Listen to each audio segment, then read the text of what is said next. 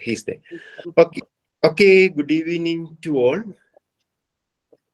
Respected head of the department, Dr. Shibi M. Thomas, teachers from economics department and other departments from the college, from this college and from the neighboring colleges, and our resource person of the day, Dr. Anu Annajo, and the team members from CPPR, teachers, research scholars, and students.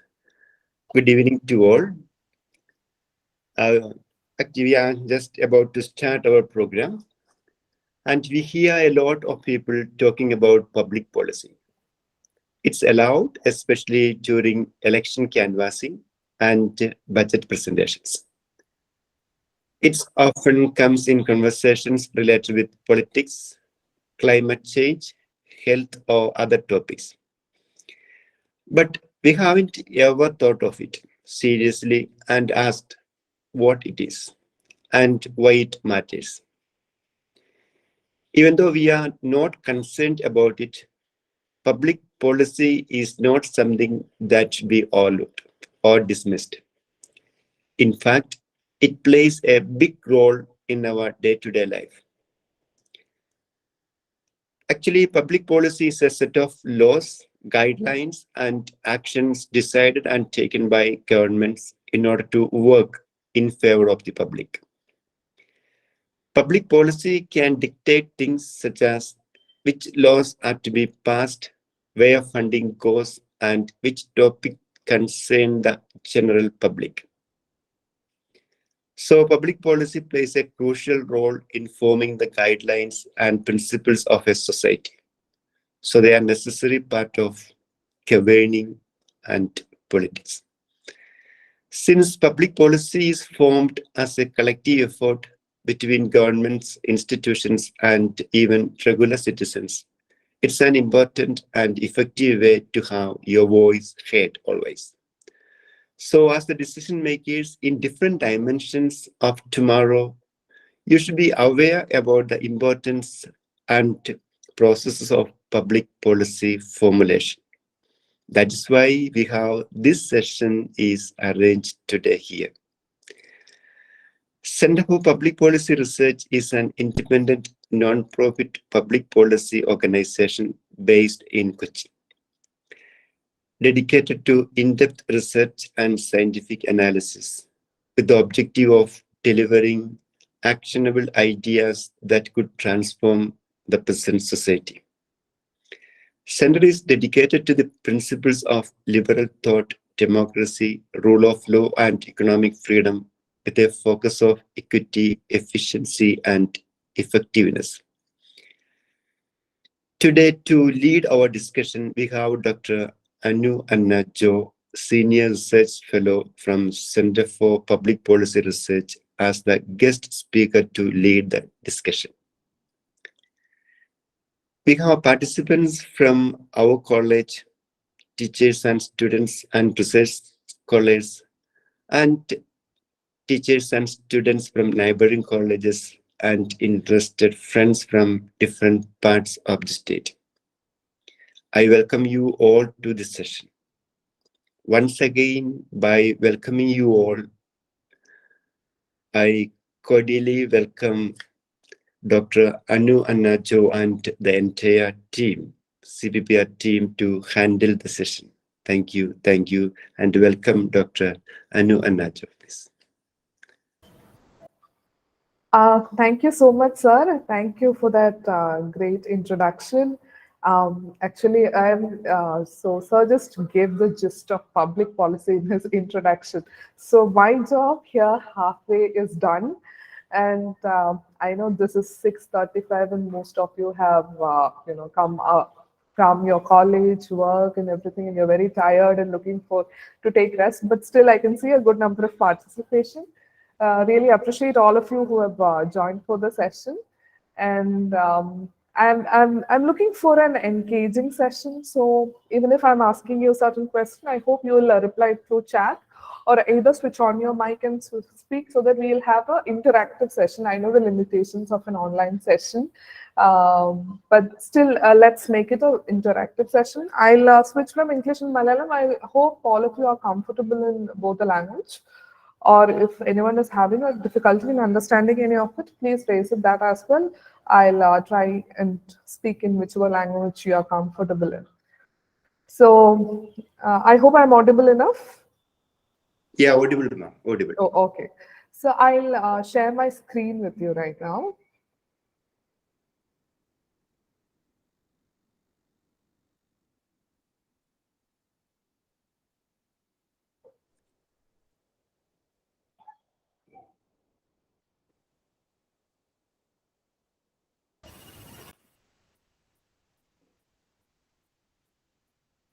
Is my screen visible?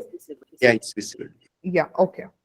So again, this is an introduction to public policy, and we will also be talking about a book called Why Liberty Book. So myself, I'm Anu Anajo, and I am a senior associate at CPPR. My background education-wise is economics. I have majored in, specialized in environmental economics. So CPPR, sir have rightly, introduced us. So, but then from my side, I'll introduce CPPR, the Center for Public Policy Research. It's been 18 years we are in the public policy domain, working in the public policy domain. And also to give you an interesting insight about CPPR, CPPR is started by, young college going guys who just came together, and then they had this idea of starting a think tank, and then they started it. So the position when sir introduced you to as decision makers, future decision makers, I'm very thrilled to hear that when sir told you that you are future decision makers.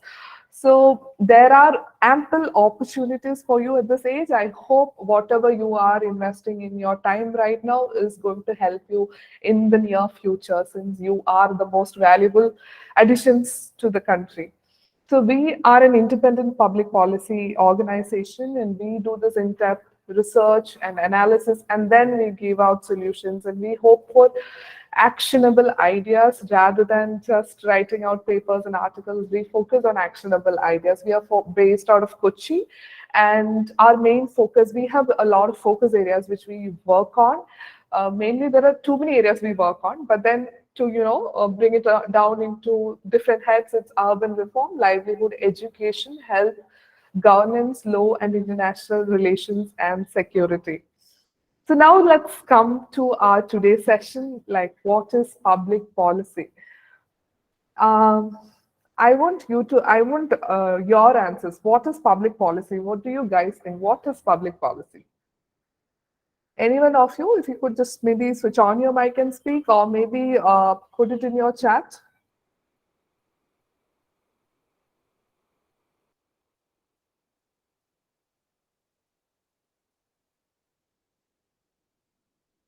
Okay, I have Abel Paul. He responded saying plans, laws, and behaviors adopted by a government. Okay. Is there anyone else who wants to contribute?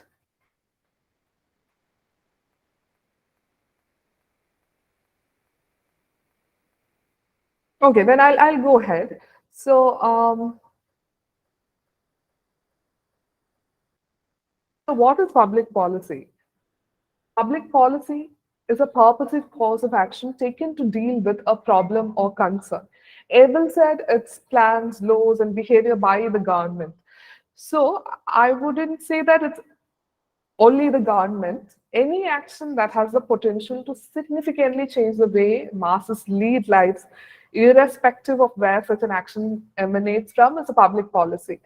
You might be a little bit confused. Then, what is the role of the government here? Yes, whatever policies is coming from the government is going to affect the masses. It is a public policy. But then, for example, if you're talking about Facebook or Google, which is going to affect the large masses, their policies are actually affecting millions, I would say billions of people. So that is also a public policy. And also, there is an interesting definition of public policy, that is, whatever government chooses to do or not to do.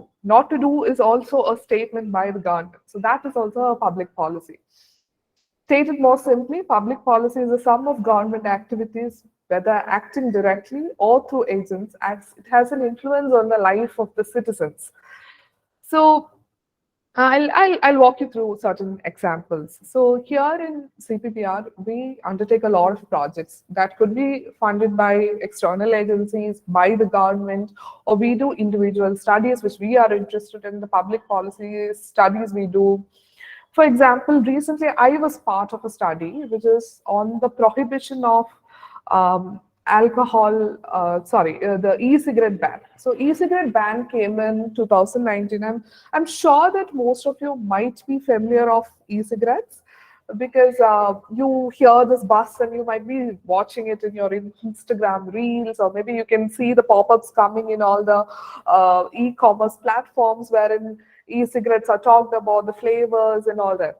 So actually the e-cigarette is banned in 2019. So what happened is that government actually understood that there is e-cigarettes coming in through various routes, and it actually had a problem with e-cigarette because it thought it is going to increase the consumption among the youngsters, and the government decided that okay, let's ban it because they don't want to deal with one more additional product, because cigarettes in itself was causing a lot of trouble to the economy. It was costing the exchequer a lot in terms of treating the TB. You know, the fight of the government over, for so many years government was fighting for TB.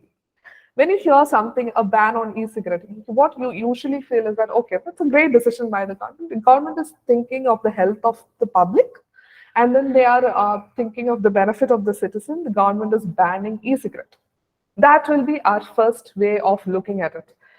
But when I tell you that this was not a great decision by the government, so that was, I wrote this white paper, and that was my conclusion, and my research was pointing towards that this ban is not that great.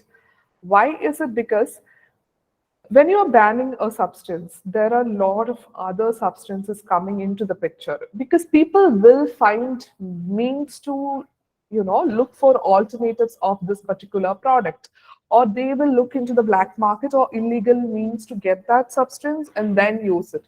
So this is a very tricky thing we are talking about, because one thing is it is a bad substance.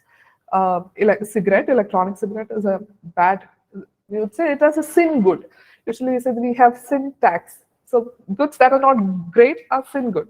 So the thing is that now what happened, even after the ban, I'm pretty sure that most of you might have seen e-cigarette, or might have know someone using e-cigarette. Why is it so? Even after the ban. So there are means where people are getting it. What happens with the ban is that nobody is regulating, or nobody knows what is there in that, right? You're not knowing what is the content in that, and then you're using it. And what happens eventually is that your health is further deteriorated. So this is what a policy does. So you will have to think through the process. Now, there are a lot of parties who are interested to bring back the e-cigarette. And surprisingly, most of the parties who are interested to bring back e-cigarettes are from the health fraternity. They have pointed out to the government that this could be treated as an alternative substance which is trying to reduce the cigarette consumption. But there are also some other negative side of it, which is that increasing flavors are attracting youngsters. Yes, there are a lot of problems associated with that as well. So what I felt, or what I recommended through that paper, was that rather than banning, they could have regulated it so that there are strict regulations, and then hence a regulated consumption among the masses, rather than a mass prevalence without knowing what is there and then further affecting their health. So this is what public policy is. So you have a public policy. Now, I hope you are trying to understand what I'm trying to say. It's that the action is going to affect the masses. The intent of the government is always good, or the way the public policy is made, at least majority of the times, the intent is always good. But then the output can be something else. This is what a policy cycle is. So I'm taking you to how a policy is made. Okay, when you are in the decision making process, when you are the future, politicians, you will have to think through this process. Or even as citizens, when you are looking at a public policy, where you can be skeptical about it as well. So this things can be kept in your mind when you're looking at a policy. What is the first thing when you're looking at a policy is the agenda setting. What is the problem here? What are we trying to look into? That is the first area, that is agenda setting. Recently, I'll take you through an example again here because it's easy for you to understand what I'm trying to say. Recently, we started working on a project called Street Vending Implementation of Street Vending Act. So, Street Vending Act came into existence in 2014, and the intention of the act is to protect, or rather provide protection to the street vendors. Mostly how street vendors are looked upon is that they're treated as a mess in the system. So you have your shops and proper establishments, and these street vendors might be occupying the footpath. It might cause disruptions to the pedestrians, and it might actually disturb the shops and establishments. That was the way they were viewed upon. But when you think about street vendors as a whole are providing a lot of important service to the economy. Like even during the COVID times, when the lockdown happened, you had your cart pullers, street vendors who come to you and sell you vegetables, your daily goods, which are very essential for you. So street vendors, in that way, providing you the basic essential services, they're doing a good role in the economy. So the government identified that and they wanted to protect this by introducing an act, Street Vendors Act. So this is an agenda setting. What is the agenda here? They wanted to protect the street vendors and they wanted to enable them. So this is an informal economy, but they want to give the ample amount of protection. That is the first thing, agenda setting. Now, what did they do? So when they identified the problem, they wanted to help the street vendors. What is the policy formulation? They looked into ways in which they can formulate a policy to help them. So they thought of different ways. How should they be, allocated space in a town? Who should be responsible for that? How should they be represented? What should be the mechanisms, and what can be the areas they want protection? So these are the areas where government was looking into for policy formulation. Now comes the next part, decision making. So here, I just want to ask you, whom do you think make laws in the country? Who are the decision makers? Parliament. Parliament. Okay. Who else? Ma'am, there are some political executive as well as permanent executive who are making policies. Yeah, right, right. Executives, yes. Do you think at municipality level or Gram Panchayat level, is there a laws are made?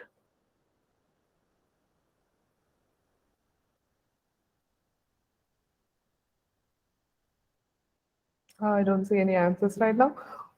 Yes, okay. Yeah, yes. So the thing is that we in Indian system, the parliament makes the laws for the country. There are state government, state legislative assemblies. They make laws for the state, and then when the laws are coming to the citizens, there might be laws which are affecting a panchayat or a municipality. There you can set your bylaws.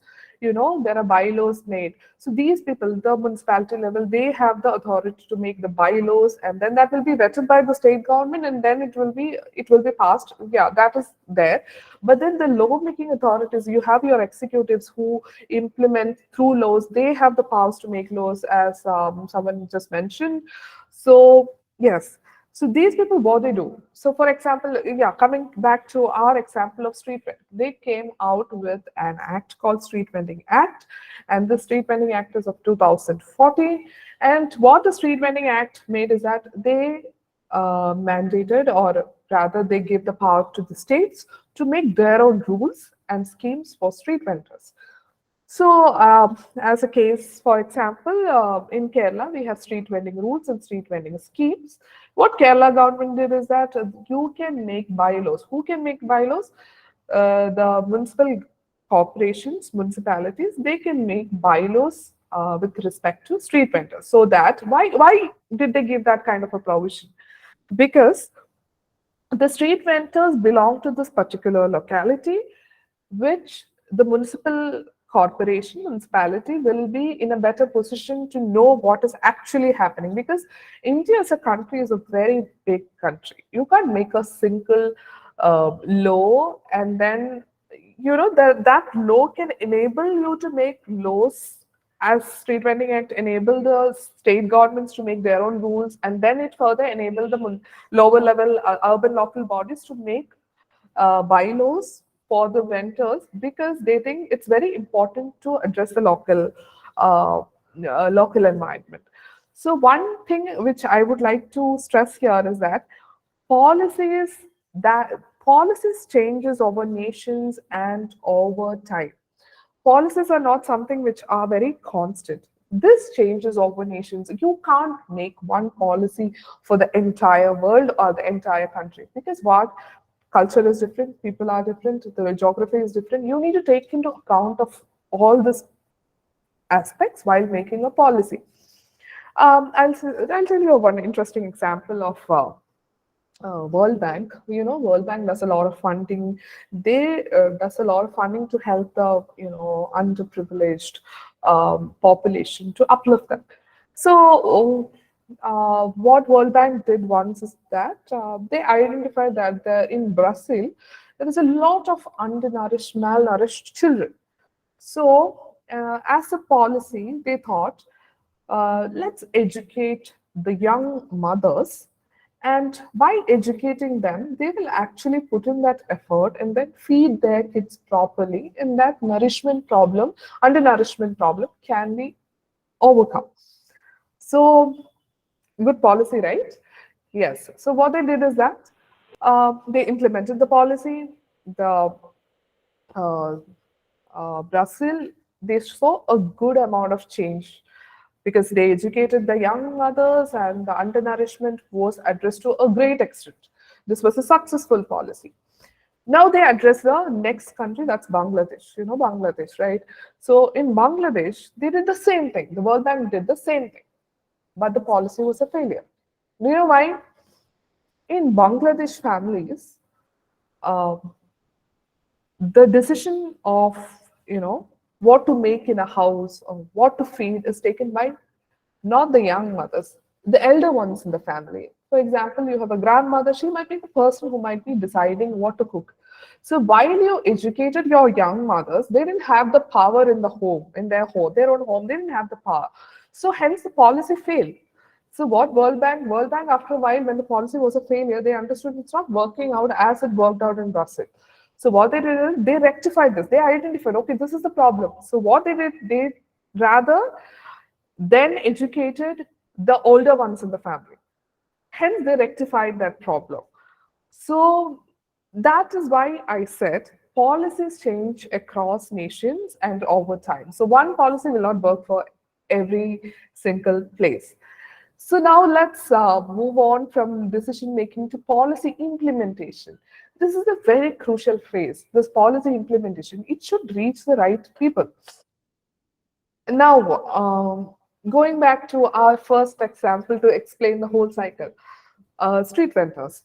So this policy implementation is a very tricky business. So now the street vendors should know that they have an act which is trying to protect them. There are lots of provisions. So there is a one interesting argument here. The chicken ആണോ egg ആണോ ആദ്യം വന്നത്, the argument wherein, which is the first thing, that problem is there in this particular thing, because this street vending act had a provision of forming town vending committees, which requires 40% representation from the street vendors. But the thing is that when this particular policy is made, you should have a TVC, and then it should have 40% representation. But where is the TVC first? So to identify a street vendor, they should issue the license, and the license is issued by TVC. Do you see the contrast here? TVC, they require 40% representation. To give the license, TVC is giving the license. So how are we going to solve this problem? So there are some interesting problems here. Then you identify, after all this policy is made and the laws are made, you identify, okay, there is a problem here. So in this policy implementation, we were actually involved. Our involvement was in this policy implementation. Municipalities contacted us for helping them because in the act and the rules in Kerala government, they wanted clear demarcation for where the vendors can sit, to identify the zones, where is it feasible for them to sit. It should not affect their livelihood drastically. It should be very inclusive. And there are rules, okay, by the way, you should have a 24-meter wide road to accommodate street vendors on both the sides of the road. And funnily so, you might be thinking, where on Kerala we have 24-meter wide road.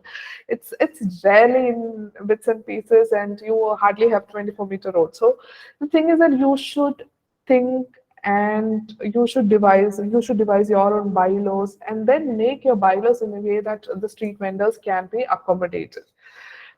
There comes a policy implementation, and during the policy implementation, a lot of stakeholders are involved in the implementation process, and externally also a lot of parties are involved. For example, NGOs are involved for the policy implementation. For example, during vaccine policies and all, you will hire the Kudumbashree people for helping you with the policy implementation. That's your number 4. And then comes your policy evaluation. Evaluation and monitoring is very important in any policy. Monitoring involves, you should collect the data of how is it happening, how many beneficiaries are there, how is the impact going, what is the outcome and output of the whole policy. Intent, as I mentioned, intent is always good, but the output can be anything. So that evaluation is the last stage, policy evaluation. Then there's the public involved. Public is actually involved in this policy formulation, policy implementation, and also, there are forums like data.gov.in, and there are provisions wherein before formulating, or once the government sets an agenda, they ask you publicly, to what do you think about this policy, or do you want to, if you're students, you should be actively engaged in looking for such forums, and then be engaged in such kind of dialogues, and you should understand what is a pulse. So for example, a policy might come out which is directly affecting the students. So what is it happening, how is it going to, for example, there is a curriculum change, how is it directly going to affect you. So you are the responsible parties to it. So so when you have a say, you should use your voice, and you should critically analyze it. And also, even when a policy is good, we should be going for it. If it is affecting you, or if you can visualize the entire thing and foresee there are certain problems which might happen, you can always raise it up. Now let's move how an effective policy can be made. I don't think there is any policy which is 100% perfect. It is nearly impossible, I would say, when a policy is 100% perfect, because time changes. When time changes and people change, your economy change, your policies also should change. You see constant revisions, right? Of any policies, you see a lot of revisions in any policies.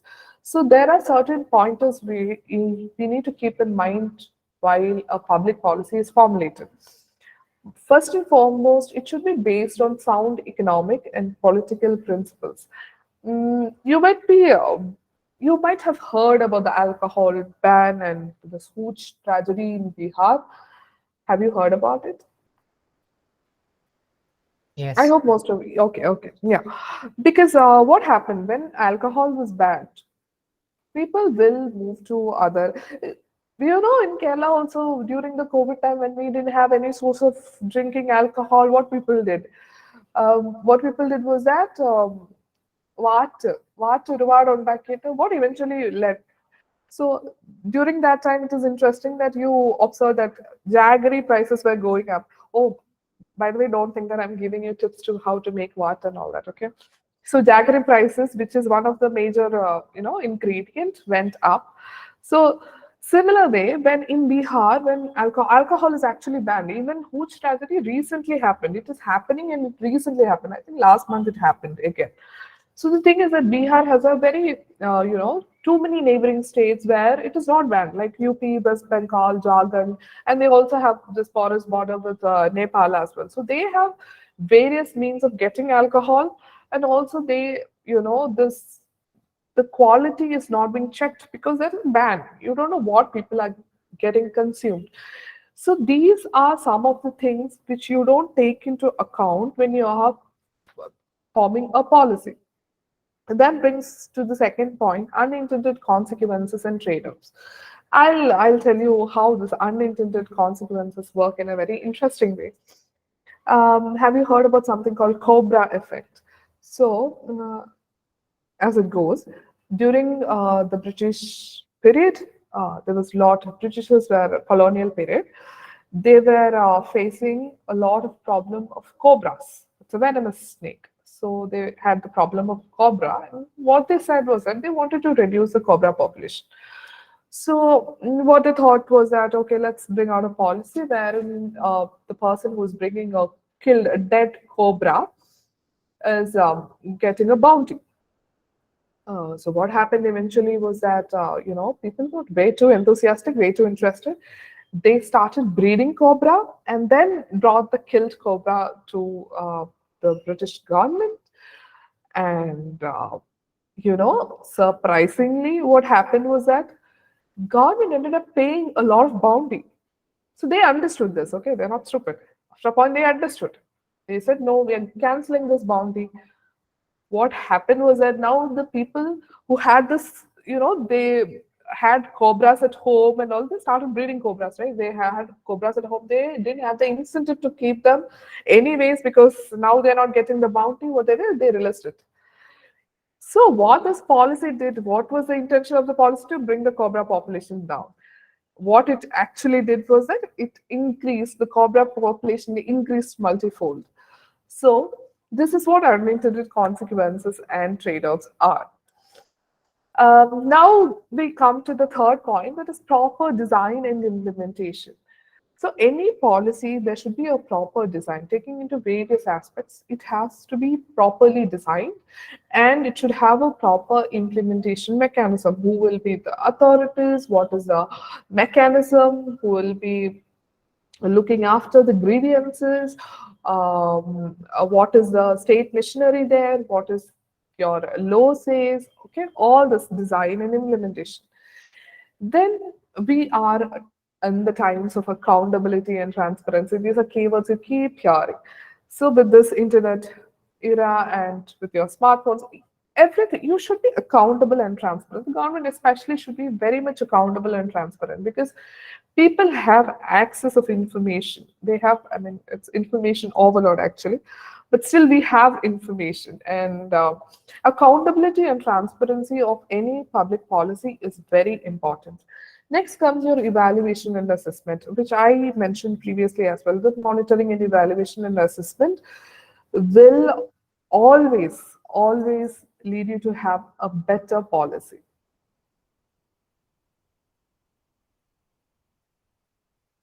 Moving on. So what role should government play? This is a very interesting aspect.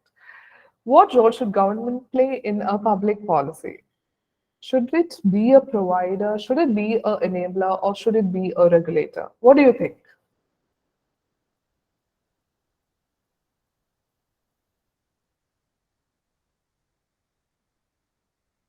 All three, ma'am. Oh, very well, very well. Yes. So government can play all three roles. It's not just a provider, not just an enabler, or not just a regulator. It can play these different roles at different, what is your situation demanding? That's how the government is playing it out, right? It can be, for example, there is this SMEs, which you might be familiar, micro, small, medium enterprises, MSMEs. So for MSMEs, government can be an enabler to bring that business and creating a business-friendly environment, or maybe providing them with ample amount of funds, making the process easy. I mean, that can be an enabler. Regulator as in, for example, when it comes to this goods like alcohol, cigarettes and all that, government is a regulator. They need to regulate it somewhere. So government can be a regulator and also a provider in most of the cases. Like, for example, the midday meal scheme. I think it's a wonderful scheme. Once upon a time, it was introduced. Why? Because to address the problem of child labor, child marriage, and eventually what it did was that, it was a very simple solution from a bureaucrat. Actually, it's a very interesting thing to know about the midday meal scheme. It was started in Tamil Nadu. It was an interesting idea from a bureaucrat, wherein Tamil Nadu was facing the problem of child labor and child marriage. So child labor and child marriage is illegal. So what they wanted to do was that they looked at the root cause of this problem. Why is there a lot of child labor and child marriage? So they understood that the root cause is poverty. When the poverty, why? What is the basic thing in a poverty? You want your food. That's the first thing you need to have. You don't want to go sleep in your empty stomach. You want to at least two to three, at least two meals or one meal a day was too much to ask that for them. So what government, okay, let's address that. So what they introduced was that they introduced midday meal schemes in schools.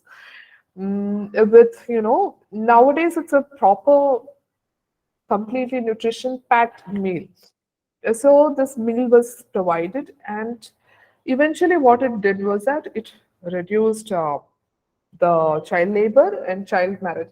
Child labor and child marriage is not completely, it's not a child labor or child marriage free state, I would say. Tamil Nadu still have cases of child marriage and child labor, and during COVID, we also saw the rise of it. But then the midday meal scheme was able to address it to a great way. So in that case, government is a provider here. So government plays all these four roles, three roles: provider, enabler, and regulator. Now I'm taking you to a book called By Liberty. See, during your political science, or when we discuss politics in wherever we are, we are interested to discuss politics. Most of us are, because it's a very interesting thing, because it's affecting us directly. And most importantly, why people are more enthusiastic about discussing politics, because there is power. There's power over someone to a lot of people. So we are interested to discuss about politics more than art, sports, entertainment. We all discuss about politics. So here, what we want to understand is that liberty is one of the important concepts in any political discussion. So, you might have a different perspective or ideology regarding how anybody should function, how any government should function. So, one of the ideologies is this libertarian ideology. It's an ideology wherein they say minimum, government intervention, and there is peace, and there is there is a social order. It's about liberty is the concept. So when you have an ideology, it is always interesting to look for different different ideology or different perspective to give you a fresh understanding or a fresh look to whatever you were reading and understanding. Otherwise you're always biased. Okay, you're always biased in your thinking when you are following one particular thing alone, like how your artificial intelligence plays and then sent you reels after reels, the ones which you were looking after. The same thing is feeded onto you, and you're not getting a different thing because you know the artificial intelligence plays there. So, but while we are doing our own reading and understanding, we should always avoid that bias and be neutral in our approach. As students, as young enthusiasts, you should always have a neutral approach. So it's always greater because why I'm saying about liberty is that this is not a concept which is widely discussed in in our country, or maybe rather in Kerala, we don't discuss much about why liberty. So we have a book called Why Liberty. Like we, as in, it is written by people for students. Liberty Forum. It's an organization, and some young students like you have written this book, and it's an interesting read. If you want to, you can just maybe read about this book, and the ideas in those books are very interesting. You'll get a fresh perspective to the way you look into public policy, the governmental decisions. So, because this book talks about the idea of freedom, peaceful social cooperation, rule of law, limited power, how minimum regulations can help you, how it can socially benefit you, economically benefit you. So the book talks about all of these ideas. I hope you guys will go through this Why Liberty book. It's an interesting read. So just to give you an interesting idea of why liberty, I'll just give you share an interesting story from Bashir's Vaike Muhammad Bashir's Premalekhanam. So, if anyone have read the book, you might be familiar with Keshwan Nair and Rosama. So, both of them, this is their love letter, and in that, it's a first published book of Vaike Muhammad Bashir, and in that there's a portion wherein both of them are going to a tea shop. Both of them went to a tea shop, and Keshwan Nair, he said, two tea. He wants two tea. Rosama got very furious, and then she's like, no, two coffee. Then and there they understood that, okay, they got furious, and then they understood that, okay, this is not the right thing. And then Keshavan Nair said, one tea and one coffee. This is the idea of liberty. This is the idea of freedom. You have your choice, I have my choice. Respect each other's choice. Then with that cooperation and coexistence, you have the peace. So just to intrigue your interest, I wanted to tell you this, because this Muhammad Bashir and Premalekhanam, all of you might have read it, and it might give you an interesting insight as well. So now I think most of you are looking forward to this particular portion. What is your career? How can you build a career in public policy? I told you my background is in economics. I haven't done a master's in public policy. I've done my graduation, post-graduation in economics. So career in public policy is, there are various aspects to it. One is a researcher. I am a researcher, as policy researcher basically. Wherein you can be, when you are interested in the public policy, you are a full-time researcher. Then you have this new emerging areas like advocacy and communications. This is an extension of your marketing and communication strategy. It's a very interesting field as well, wherein you are interested about public policy, but you are more interested in the marketing side of it. So you can use all the new age media, social medias to, advocate and reach the right audience who will want to know about your results and make actionable changes. So this is one particular region where you can focus. And then there is policy design, policy implementation. This policy design and policy implementation, I don't know how many of you are aware of some fellowship programs like LAMP, wherein you will be working with an MP and you will be able to help them design in policy and all that. So this is actually, they take, I think they take students from graduate level as well. So then you have this policy design, policy implementation, and there are development sector corporates. So I am a policy researcher and I work in a think tank. You have your government think tank, which is Niti Aayog, and you have a lot of think tanks in India like Takshashila, there is ORF, and there are a lot of think tanks, okay? There all you have this policy research option available with you. And there all you have this advocacy and communication is very well sought out opportunity for people who are enthusiastic in public policy. And for policy design, policy implementation, you can be part of this MPs, MLA. I have a colleague who previously was working with the political party in helping them frame their manifesto, was working a thorough research whenever election was approaching. So whenever a manifesto, you get a manifesto or you know uh, a political party makes a claim, don't think that they don't do the research. They have this research wing with them. They do the policy research before the design and implementation. And also, there are a lot of development sectors and your multinational organizations like UN, UNDP, WHO, UNICEF. Previously, I was associated with UNICEF. I was working for their projects. So all of them want, public policy people, because the interesting aspect of public policy is that it's not just one subject you'll be dealing with.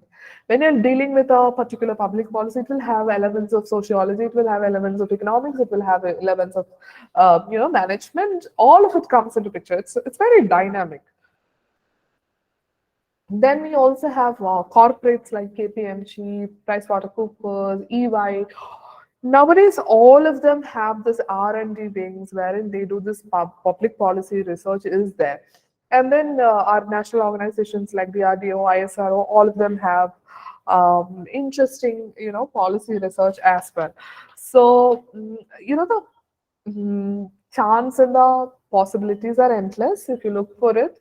If you are with the right, under the right guidance, you will get a lot of opportunities out there. You should actively keep looking for this, opportunities, because there are plenty in the market right now. And how can you engage with CPPR?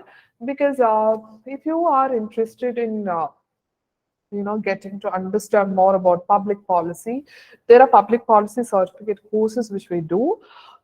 It is basically mostly 8 to 14 hours of course, which will happen in weekends mostly. Now we have planned it accordingly, weekends, and it's basically skilled based courses. Like for example, for research, how do you do the sampling, what are the statistical methods, regression analysis. I mean, it's skilled based, not just theory. It's a very advanced level. No, I would say if you want an advanced level, it is there. And if for an entry level person also, there are the courses available. And we have fellowships as well. Recently, we have a youth leadership fellowship. There are 22 people from Kerala we selected. It was a very intense selection process, and they are part of us now. For 1 year, they're engaged with us. You can maybe just, it's there in our website. If you go, you can, see them in our website, and you can connect with them, talk to them, understand how it is. And I would always say that before, deciding that public policy is your forte, you can maybe do internships, right? Internships with any organizations. Even we have internships which are part-time and full-time based on our project availability. We put out internship applications, or you can apply for our internship. If there is an availability, we will the processes, we'll ask you to write about the topic, and then we will do an interview. And then if need permits, sometimes our interns are online, otherwise they are in the office. They'll be part of live projects, and there are a lot of our interns who have published in externally published articles and all that. They write in newspaper columns. It's an interesting area here in CPPR, because I am very much happy that I am in a public policy space, because it's a very dynamic space. Every day you get lot new information.